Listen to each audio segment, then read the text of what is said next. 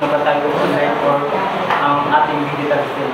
So, matutukoy natin kung ako ba ng ating online identity o kung sino ano tayo sa social media o kung sino ano tayo personally or ang ating main identity. So, we also be able to describe how social media affects our social media. More than half of the population worldwide now uses the internet. Internet has already become an integral part of our life.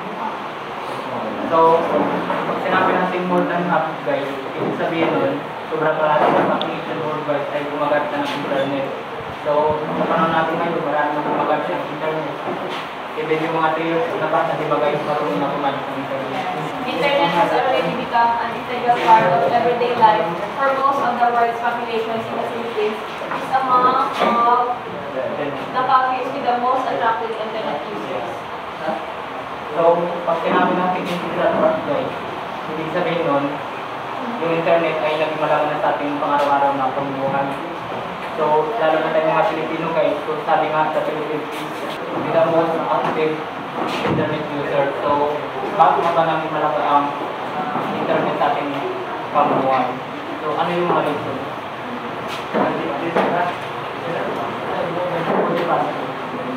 Ano yung mga reason kung bakit namin malaman ang internet sa ating pamumuhay? Dahil sa connection, sa communication. Para may communication, communicate. So, Ano na? Bakit malaga ang internet sa atin?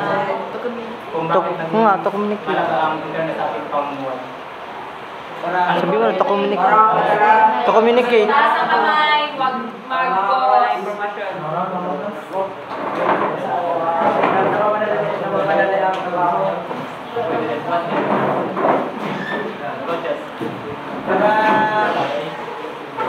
Yung komunikasyon natin sa, for example, sa abroad ay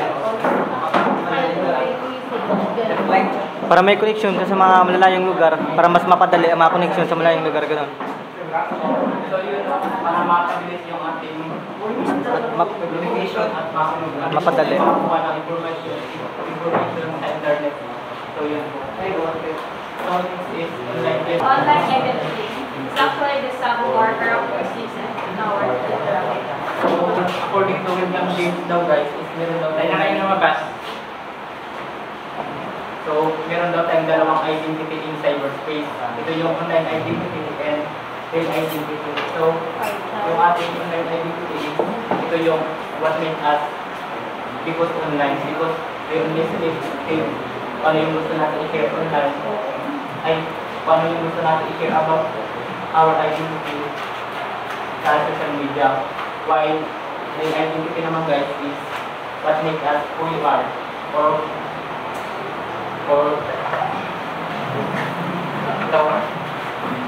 meaning real identity is our real self or kung sino tayo personally. So yun po. Partial identity is a subset of characteristics that make up our identity. Meanwhile, personally, the partial identity we create that represents ourselves in a specific situation. So our partial identity guys is from the word itself, partial means not only a part of our real identity. So dito tayo nag-inisip kung anong identity yung gusto natin i-share at kung ano din yung hindi natin i-share po. So next is persona. The partial identity we create that represent ourselves in our identity. So our persona is considered our partial identity because it can be changed as time passes by. So hindi to permanent guys. Because persona is represent ourselves in a specific situation.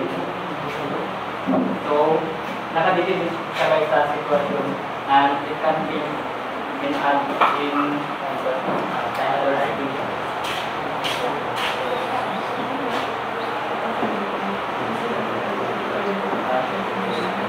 Once with some masa, hindi ko masa. Representation Representation is the process of controlling how one is perceived by other people. So, ang ating self-presentation guys is kung paano natin i-present yung ating sarili sa ibang tao. So, we are being selected kung ano yung mga tao na dapat natin at kung ano yung sigara. So, they are people who limit themselves to social media and they don't want to be overly attached with the social media or platform. So, but we can blame them because they're choice. So, choice nila yung life. Because may mga tao talaga kung saan natin silent person or mga taong hindi mapot ng kanilang sarili. Kasi siyempre kapag napot tayo online, we should expect that other people will comment about it. But we can blame the negative comments. So, yun po. Next.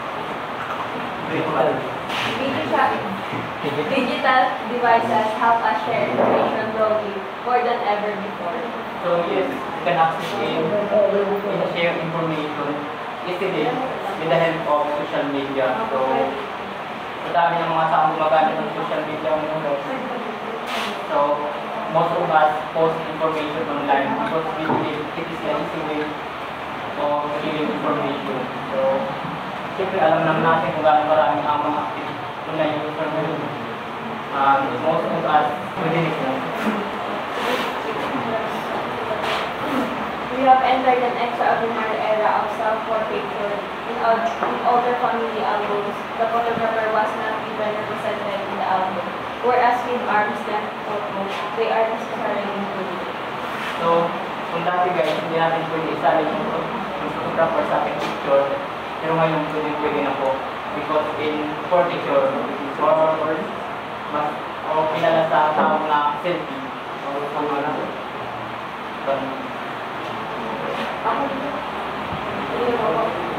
So let's proceed with genders and sexuality online. So who can read about what is sex? Anyone? BJ! Something. Sa biological statement corresponds to what we might call a man or a woman in sex. Subtle explained as biological. So, yung sex daw po ay... Aray. So, yung sex daw po ay malalaman natin kung ano. Paano ko sa Hindi. Yung sex daw po ay malalaman natin when we are born.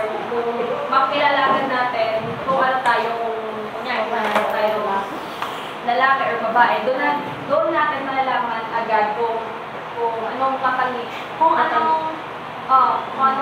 na meron tayo. Kaya natawag tayong babae or lalaki dahil ito na yung aming biological stage or our biological characteristics. So, yun yung po ang tinatawag na sex. Sa gender po, who wants to read?